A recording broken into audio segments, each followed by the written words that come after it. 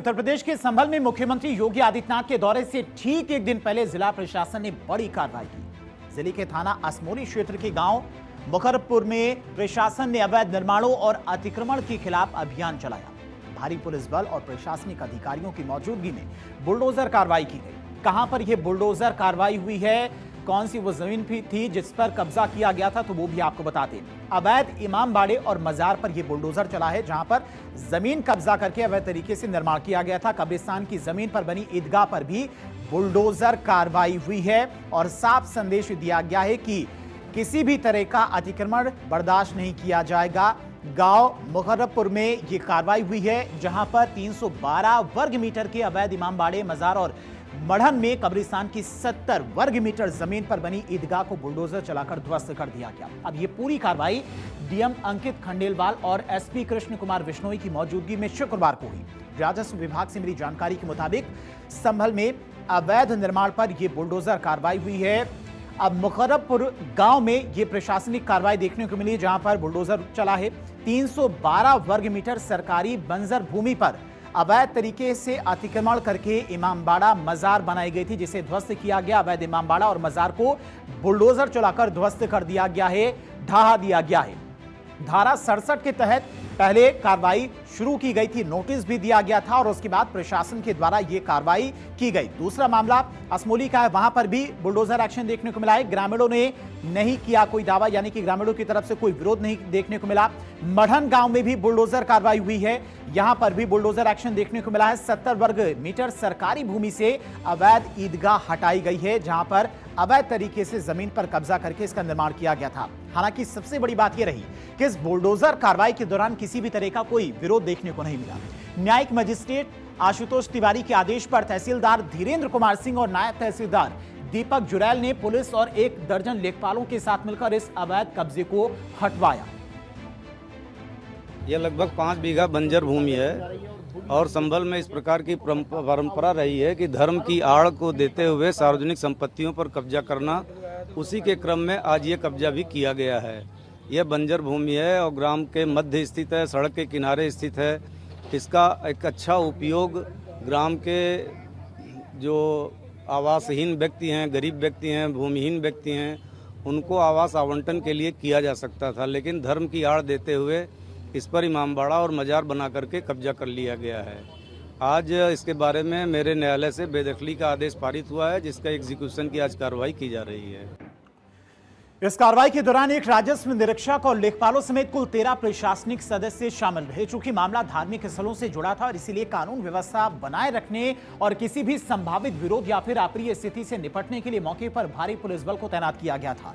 PAC के जवानों के साथ में 4 थानों की पुलिस मुस्तैद रही, जिनकी निगरानी खुद एसपी कृष्ण कुमार बिश्नोई कर रहे थे।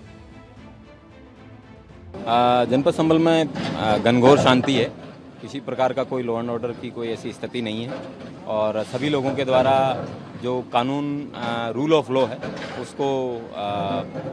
उसका पालन भी किया जा रहा है। उसके साथ में उसको समझने का भी प्रयास किया जा रहा है कि एग्जैक्टली सही चीज़ क्या है और हमें किस चीज़ का पालन करना है।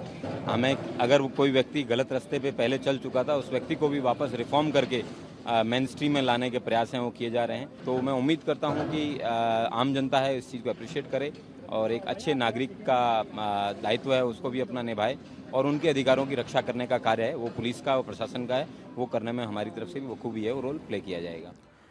वहीं बुलडोजर एक्शन के बाद डीएम अंकित खंडेलवाल ने कहा कि आज के मार्केट रेट के हिसाब से इस जमीन की कीमत करीब 1.25 करोड़ रुपए है। करीब 10 साल से इस जमीन पर कब्जा था, जिसे आज खाली कराया गया।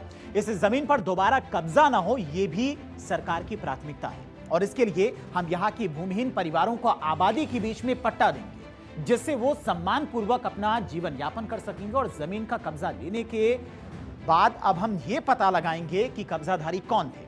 जैसे ही उनकी पहचान होगी, उन पर कार्रवाई भी की जाएगी। देखिए, बंजर जमीन है, उस लगभग 3000 वर्ग मीटर के आसपास जमीन है, जिसपे इमामबाड़ा और बाकी बाउंड्री करके कब्जा किया गया था। तहसीलदार कोर्ट से सुनवाई होने के पश्चात इसमें ध्वस्तीकरण का आदेश जारी किया गया और उसी आदेश का अनुपालन आज कराया जा रहा है। गांव की ज़मीन जो खाली हो रही है, उस ज़मीन का सदुपयोग हम लोग गांव के ही भूमिहीन परिवारों को आवंटित करके करेंगे जिससे जो लोग गरीबी रेखा के नीचे अभी भी रह गए हैं वो सम्मानपूर्वक जीवन अपना व्यतीत कर पाए। तो वहीं दूसरी तरफ उत्तर प्रदेश में विधानसभा चुनाव से पहले जिन्ना का जिन निकल आया है। शामली में सीएम योगी आदित्यनाथ ने जिन्ना का जिक्र करते हुए कांग्रेस और सपा पर गंभीर आरोप लगाए।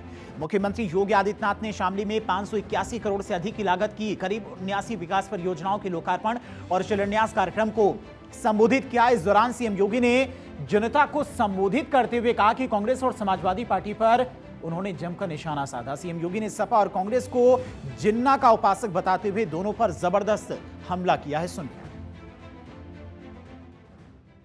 बहनों और भाइयों, यही से मैं कहता हूं, जो लोग डेमोग्राफी बदल रहे थे, समाजवादी पार्टी और कांग्रेस के लोग,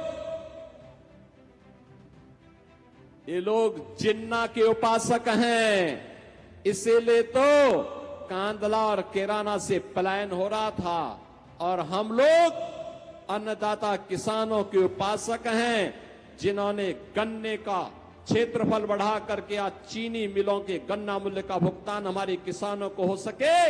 आज उसके माध्यम से कार्य ये डबल इंजन की एनडीए की सरकार ने करके दिखा दिया है।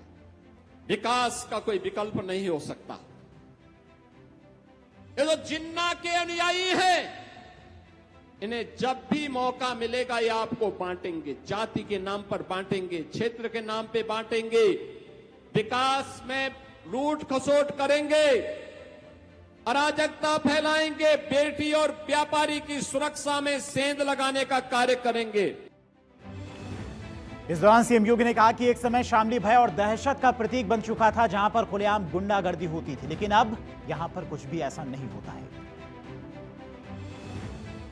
शामली जो इतना दहशत और भय का प्रतीक बना हुआ है, प्लान होता था,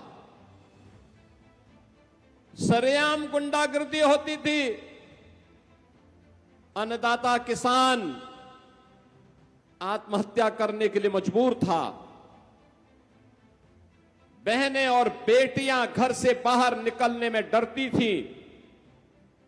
आज जब मैं किराना को देखता हूं, शामली को देखता हूं, अंतःकरण से खुशी होती है कि हमारा शामली जनपद अब दिल्ली देहरादून एक्सप्रेसवे, शामली अंबाला एक्सप्रेसवे और गोरखपुर शामली एक्सप्रेसवे का संगम, त्रिवेणी का संगम बन चुका है एक्सप्रेसवे का। धार्मिक आयोजनों पर बोलते हुए सीएम ने कहा कि पहले जय श्री राम बोले पर लाठियां गोलियां चलती थी, जन्माष्टमी कांवड़ यात्रा रोक ली जाती थी, लेकिन आज सब कुछ सेवा में खड़ी है।